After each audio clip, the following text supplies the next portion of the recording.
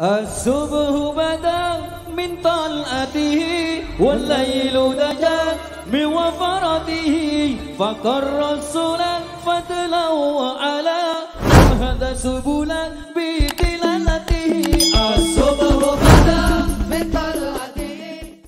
Assalamualaikum warahmatullahi wabarakatuh. Bismillahirrahmanirrahim. Allahumma shalli wa sallim wa barik ala sayyidina Muhammadin wa ala alihi washabihi ajmain. Amma ba'du.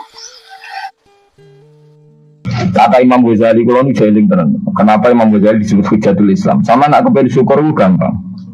Duit randuwe, utang wakeh, jatuh tempo, bojo wani, anak kecewa di bapak gue, terus mentek ngamek gue. Itu dari Imam Ghazali kena sarana nikmat moro kuburan. Moro kuburan terus kamu berkeyakinan bahwa semua yang sudah mati itu sangat-sangat berkeinginan hidup meskipun hanya 1 jam. Wong sak dunya mulai Nabi Adam nganti saiki kabeh berharap dihidupkan lagi meskipun 1 jam karena ingin membenahi kalimat tauhid la ilaha illallah. Lah kowe iku jek urip. Kowe iku jek urip. Berarti wong sak miliar-miliar sing mati iku iri mbek kowe. Mergo kowe jek urip. Nah, berarti terus kowe syukur ya Allah, apapun masalahnya di dunia saya ini hilang semua mergo kula jek urip. Kalau balik ngalih. Dengan demikian ini alhamdulillah aku fasih. Piye wae kowe iku duwe nikmat rupa-rupane urip yang sangat diingini oleh Firaun sekalipun, oleh Namrud, oleh Qarun, orang-orang miliarder dulu itu sangat berkeinginan sing jenenge urip. Lah kowe nyatane saiki iki napa? Iki urip. Berarti ini luar biasa. Paham napa? Luar biasa. Ini tak warai ilmu tauhid itu. Terus nanti setiap saya ngaji setelah selesai sampai baca dijiwai. Sebab itu ketika orang kafir dimasukkan neraka itu sebenarnya Allah itu hanya bilang gini, wakilat usyrakaakum fada'auhum falam yastajibu lahum wa ra'awul adzab. Tidak apa-apa, kamu sekarang masuk neraka, kamu tidak menuhankan saya. Kamu minta tolong sama Tuhan kamu. Nah, ketika demikian kita pernah menuhankan yang paling ekstrim tentu menuhankan batu, menuhankan dewa dewi, atau mungkin Tuhan di bawah itu ya kita menuhankan uang, menuhankan sebab, menuhankan jabatan macam-macam sehingga mengalahkan Tuhan sejati Allah. Terus mereka minta Tuhan itu supaya menolong. Walhasil akhir cerita itu wadolla anhum ma kanu yaftarun wadolla ankum ma kuntum tasubun wadolla anhum ma kanu yaftarun. Di Quran diulang-ulang dengan beberapa redaksi. Akhirnya hilang apa yang kalian kira ada. Akhirnya hilang apa yang kira kalian ada. Misalnya kita mengatakan bahwa hidup harus makan, harus minum. Ternyata nanti di akhirat tanpa makan, tanpa mikun orang hidup. Makanya itu hebatnya ulama, hebatnya ahli sunnah, hebatnya nabi. Nabi itu orang mukmin itu dilatih. Kalau lesu ya makan, kalau ngantuk ya tidur. Tapi kita diajari ada makhluk hidup yaitu malaikat yang tidak makan, tidak tidur. Paling tidak meskipun kita itu kalau tidak makan lemes, kita tetap tidak mengatakan tanpa makan makhluk pasti mati. Karena kita berkeyakinan diberi akidah. Ada makhluk yang namanya malaikat, nggak makan, nggak minum tapi hidup. Sehingga meskipun kita mengalami kalau nggak makan itu mati, tapi tetap menyisakan satu keyakinan bahwa makan itu dasar hidup. Buktinya malaikat nggak makan hidup. Paling tidak dengan keyakinan itu kita tidak mendewa-dewakan harus makan itu.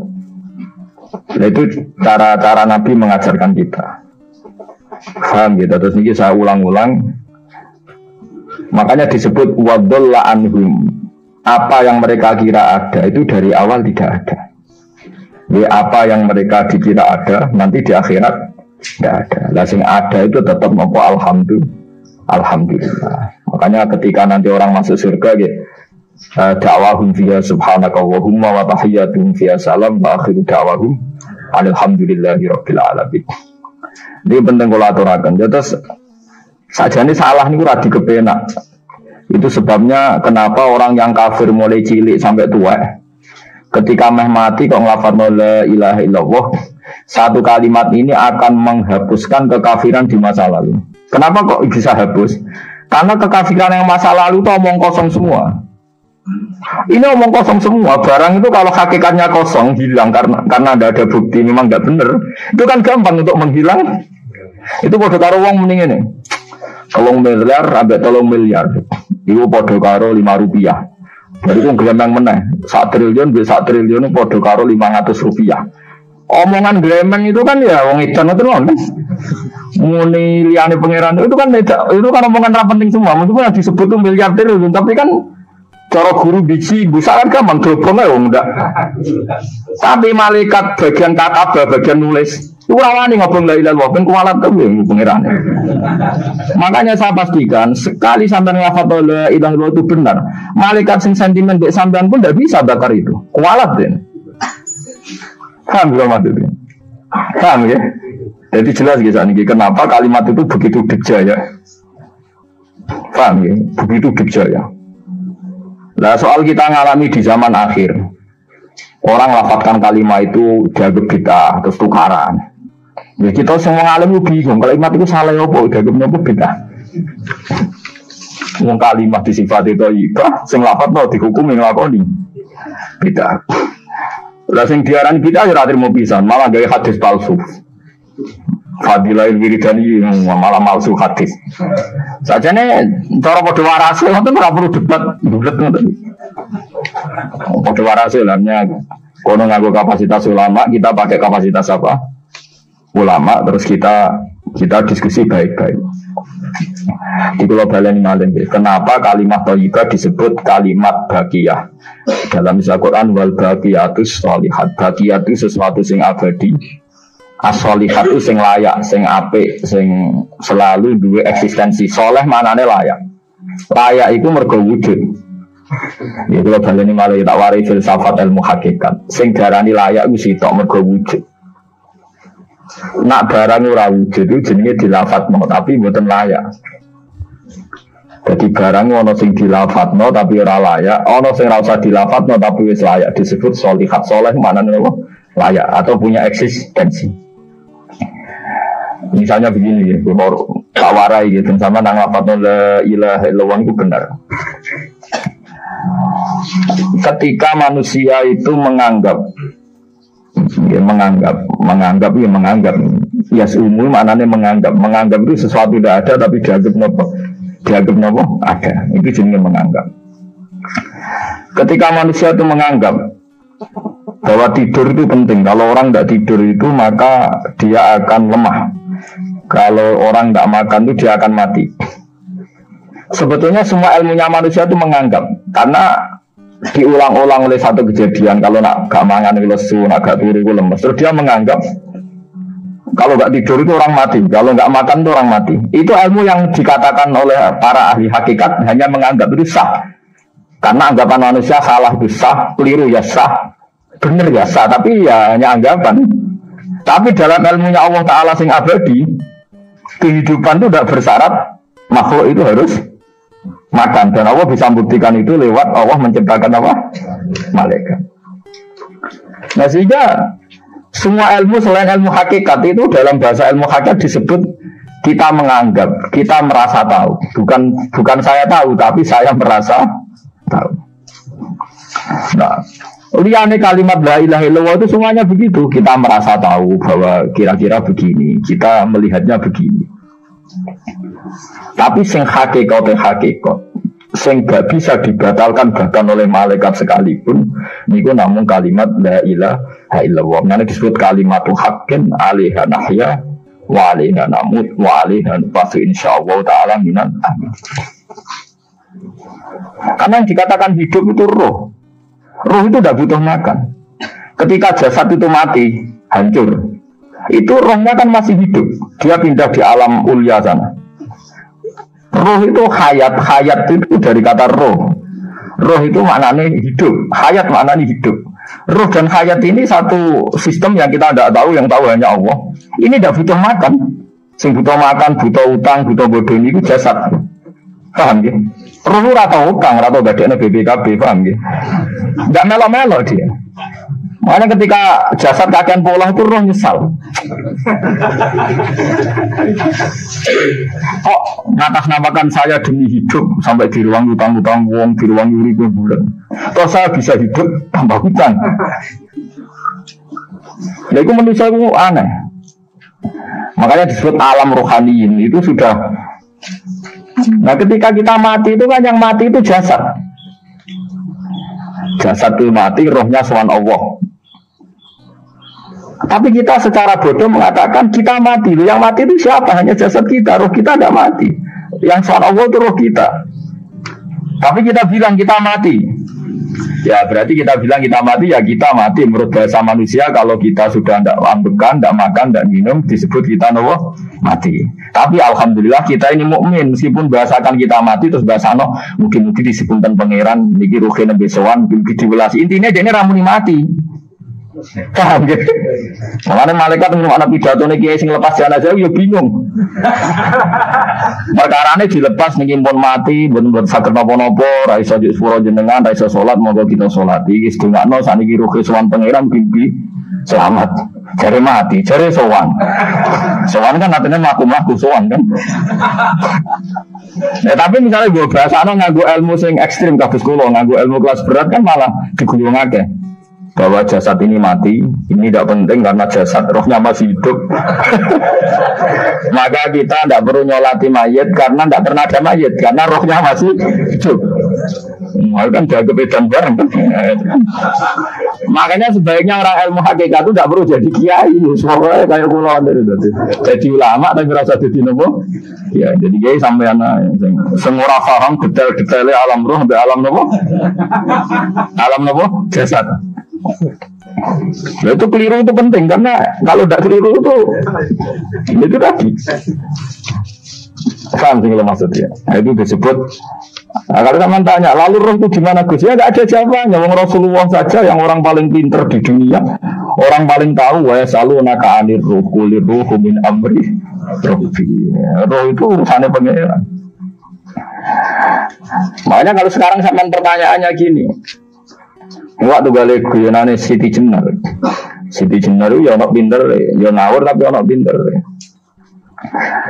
Dene iku ora tau salat. Sing salat ruhe jare. Dadi ora tau sujud, sing sujud jare ruhe. Nek darane wali songo iku goblok. Wali songo iki goblok ora karuan jare Siti Jenar. Wong kon salat, bathuke nganti ngecap jare Siti Jenar. Lah nek sing ngecap bathuke sampean fisik iku hancur, pas ketemu Allah seksine opo? Jare Siti Jenar ke jadut ketemu pintu. Kok jasad kita ini hancur. Misalnya kayak ngandalo bathuk ngecap, jasad ini kan hancur. Sing buku sowan pangeran rohem. Roh iku wis kon sujud ae ora usah awam. Karena akhirnya nak wae salat semeneng ae jare wis salat. Sing ada teng pintu-pintu ni. Nah semua syariat terangno ora iso. Rata-rata kiai syariat kan ra pinter hakikat. Mau ngamuk ono to botak. Sebenarnya ngamuk. Hasil syariat kan apa? Ngamuk. Ngamuk seresan rangga gue ngamuk.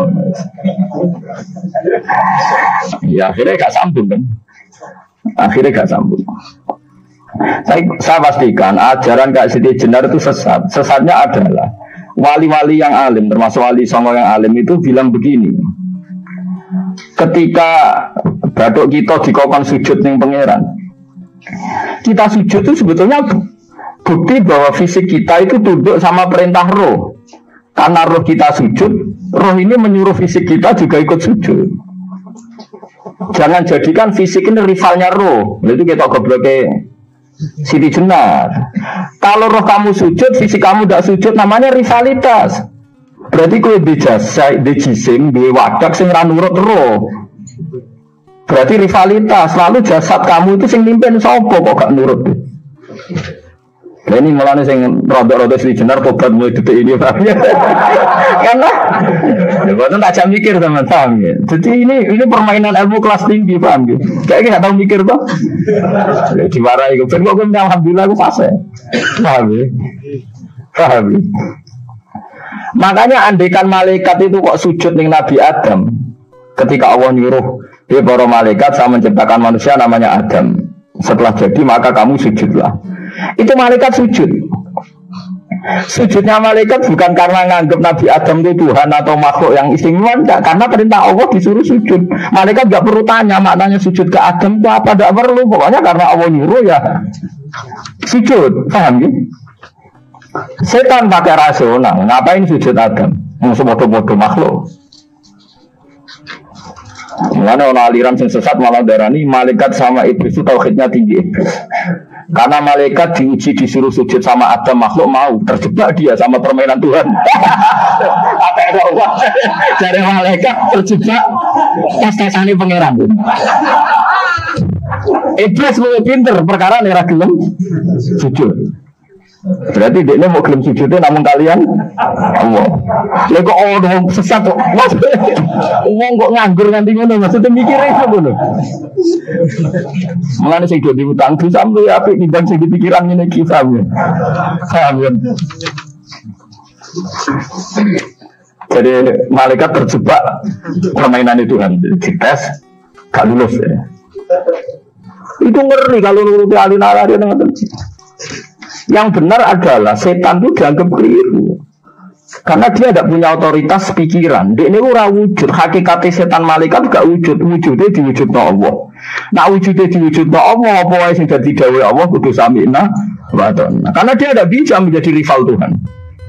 Makanya kalau kita diperintah Allah langsung lakoni, gak usah gawe rivalitas. Ini pada bahasanya kayak kon mangan, wis sareng nak Allah ngutus mangan wis mangan ae. Nang kok warken begitu iso kan mangan. Nah, mangan ya mangan, pokoknya kon nurut. Nah itu kelirunya Siti Jenar. Dia lupa bahwa dengan mengatakan jasadnya tidak perlu sujud, mergo ben Siti hisab roh, dia bikin rivalitas antara roh dan jasad. Mulai kita ada mau aliran Siti Jenar mulai yang versi Arab sampai versi tulisannya wong bingung-bingung.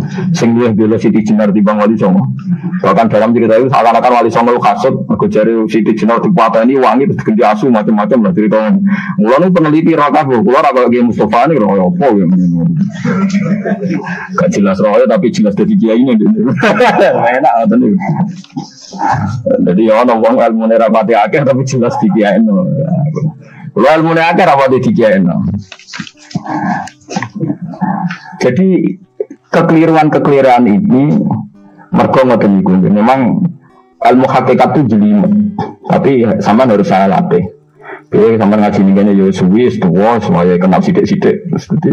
Lah nanti makanya menghilangkan barang batil itu mudah sekali. Karena barang batil itu hakikatnya enggak ada. Bono wong muni 1 miliar ditambah 1 triliun jumlah 5 rupiah. Sing disebut angka 1 miliar 1 triliun lafaz ini tidak ada. Lafaz ini tidak ada. Fakta ini tidak ada. Makanya disebut Quran iyaquluna illa kadzib. Sebagian Quran istilah lebih ekstrim. Kaburas kalimatan takhruju min afwahihim. Kalimat itu menjadi besar karena ada yang melafadzkan, tapi kalimat ini tidak pernah menunjuk hakikat. Misalnya uang nyebut iki geni, wong ki HP kok darani geni. Itu pernah ada kalimatnya tapi tidak ada faktanya. Ini batu disebut itu Tuhan. Yang benar itu batu. Disebut Tuhan itu kan kalimat sing ada kalimatnya tapi tidak ada faktanya.